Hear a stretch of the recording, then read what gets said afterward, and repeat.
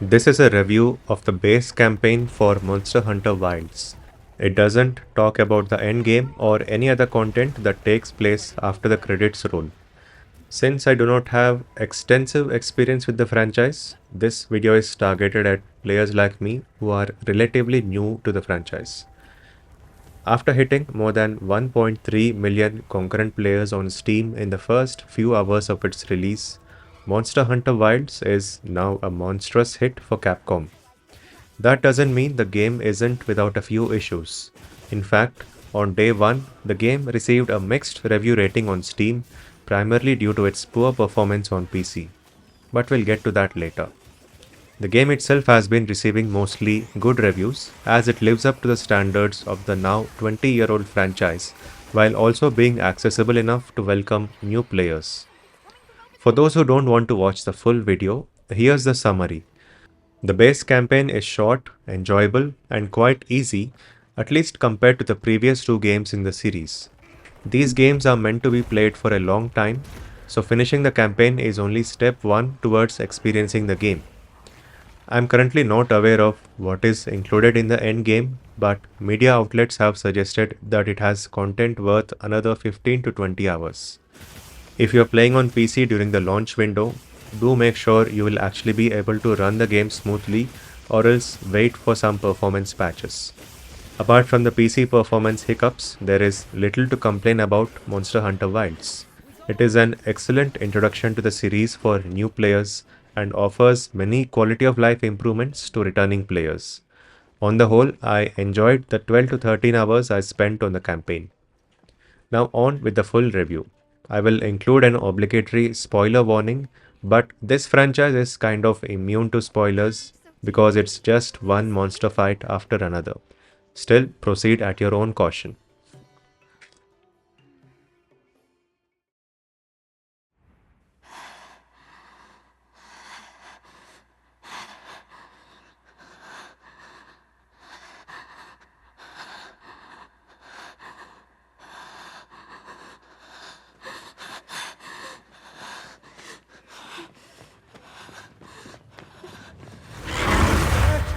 It is!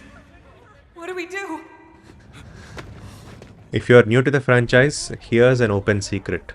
Very few people buy Monster Hunter games for the story. The quality of the stories in these games are all over the place, but they have never really been the prime focus for the players.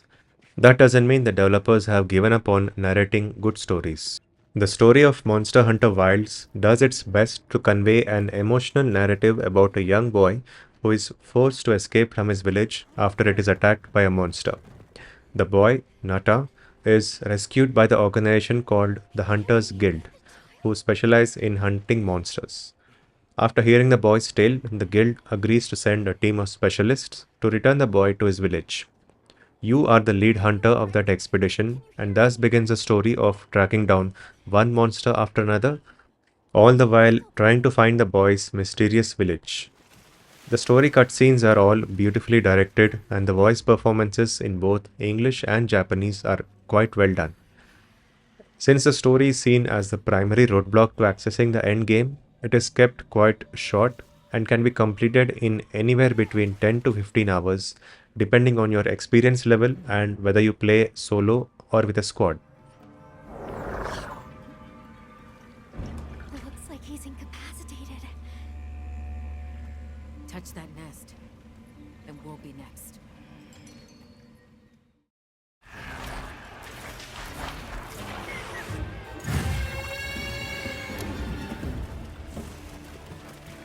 Olivia, take Eric back to camp. The secret key for us. The gameplay, of course, is the meat of the game, and there is a lot of meat in this game. First, a quick introduction to new players. The gameplay consists of fighting a monster, tiring it down, and then either capturing it or killing it altogether. Earlier games required you to first track the monster before fighting it, but in this game, at least in the campaign, the tracking has been removed, and there is a seamless transition between a story cutscene and you fighting the next monster. The whole point of the game is to hunt monsters, get loot from them, which you can then use to build better weapons and armor, which you will need to fight tougher monsters, from which you can get better loot, and the loop goes on and on. That core loop remains unchanged here, although it has certainly become a lot easier with quite a few quality of life improvements, which we will see now. First is the addition of bots to your squad. This is a boon for solo players because we no longer have to depend on random players to respond to help requests. I was able to finish the campaign using only bots for most of the hunts, including the final ones. The best thing about these bots is that they don't faint, so you don't risk losing one of your 3 lives for the hunt. Next up is the quests starting and ending much faster. Monster Hunter World required you to first carry out expeditions to locate the monster, after which you were able to hunt it down. Now, after watching a cutscene, you are taken directly to the monster without any tracking required. Your mount even has autopilot so that you don't get lost on the way.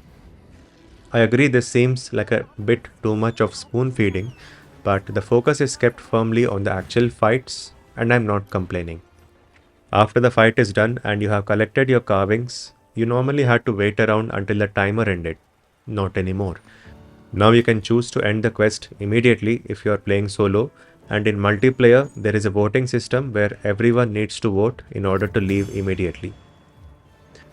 The next useful change is the availability of 2 weapons on your mount. This saves a lot of time in swapping between weapons compared to the older games where you could only switch weapons at your camp. Now a second weapon is stored on your mount and you can swap anytime during the fight.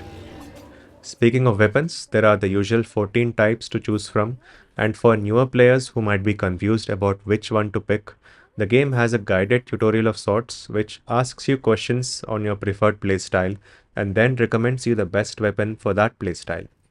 It may or may not work as intended, but it is definitely a welcome move for new players. I chose the dual blades and heavy bowgun for my playthrough and comfortably beat the game. The weapons and armor choices in the base game are kind of out of the scope of this video because the truly good loot is waiting in the end game, but whatever basic equipment you are able to craft during the campaign is more than capable of beating your next monster. I never had to go back and grind older quests in order to progress to the next chapter. I picked up enough materials along the way to keep upgrading my old equipment, and it was quite enough to beat the campaign. Next, let us talk about the issue that has the fan base divided: difficulty. I have only played 2 other Monster Hunter games before this one, World and Rise. And yes, the games have been getting easier. And there's nothing wrong with that. Hardcore players still have several hours of content for the end game, which offers plenty of challenge. But it is important for the health of a multiplayer game to have enough people playing it regularly, which is why the barrier of entry has been lowered a little. Monster Hunter Wilds reduces difficulty in 2 major ways. First, it seems that the overall health of the monsters has been reduced compared to previous games. Second, there is now a wound system that allows players to inflict additional damage to the monsters. How it works is that players can perform certain actions to create wounds on the monster which show up in a glowing red color. Using an ability called Focus, you then need to attack this wound and then immediately deal additional damage to the monster. There's also a cool animation if you use certain weapons for this, but more on that later. Last but not the least, one important change in the gameplay this year is the inclusion of crossplay, so it will be easier to find hunters from other platforms. Although I would say that at least for the base campaign, if you don't have your own team, playing with the bots will get you till the end quite easily. Also, there is only cross-play available but not cross-save for some odd reason, maybe for the next game. To sum up the gameplay, it improves on the proven formula from the previous games while adding a few quality of life improvements, which makes this a very enjoyable campaign experience. It may seem a bit short, but remember that the intention is to bring in more players into the game's ecosystem so that the end game will have a healthier player base. Okay then, ready to go. Whoa, these are harder to handle than they look. How many sacred deer people have? Lots of them. Adults and hatchlings too. This is the part of the review which will most likely become outdated in a few months, but let's talk about the situation at launch. First, the visuals. And I need to break it down between the environment art, monster art, and character art because all of them are quite different in terms of quality. I played on the base PS5 and I played both open beta builds before the main game. First, let me talk about the environment art. The whole game has this orange tint that gives it kind of a rusty looking feel, and that makes it look a bit unique compared to the previous games. That said, the overall visual tone of the game felt a bit dull to me, except for a few dark and snowy areas. In other words, I didn't necessarily find the environments visually amazing. There are certainly a few places that make you stop and look around, but for the most part, the textures looked a bit dull. Next comes the monster art. Here, the game definitely does not disappoint. Each and every monster in the game looks absolutely amazing and makes my previous complaint about the environment seem forgettable. After all, once you get into a fight, you don't really have time to stop and admire the scenery. You're constantly looking at these beasts and they are incredibly well designed. My personal favorite has to be the flagship monster Arkweld, which has a set of chain blades that are quite fun to fight against. Finally, the character art. The support characters look really good and are animated realistically, and the goofiness and exaggerated behavior from previous games seems to have been dialed down just a little bit, which is welcome. The cutscenes are all rendered beautifully, and you can watch them back again in the gallery section of the main menu. I normally don't mention animations in my reviews, but I simply must give a shout out to this beautiful animation of the player character destroying a wound and then unleashing a flurry of attacks using the dual blades. It's probably my favorite thing from the entire game. I guess it is applicable only to melee weapons because the bowgun doesn't really have any follow-up animation and I didn't try other melee weapons so far. Seriously, it is quite fun to execute this in real time.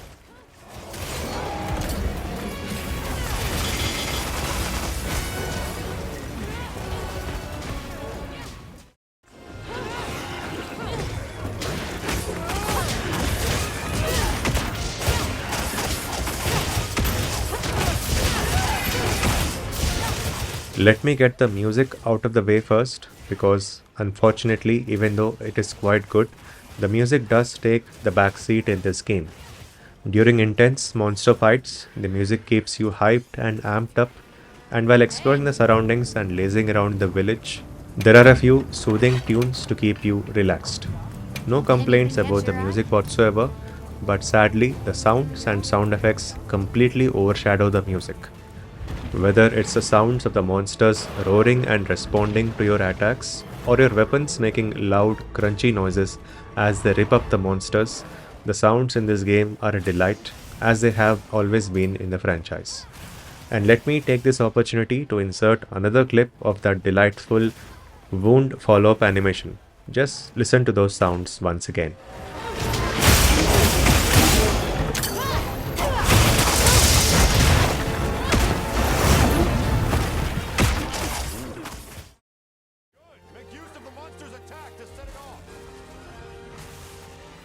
Mainline Monster Hunter games traditionally come out only once every few years.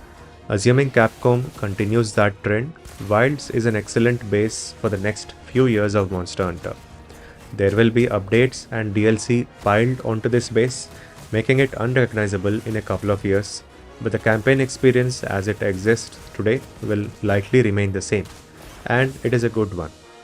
Whether you're a new player or a returning one, the campaign for Monster Hunter Wilds offers an entertaining and enjoyable action gameplay experience that will most likely lure you into spending dozens more hours in the endgame for years to come. Thanks for watching.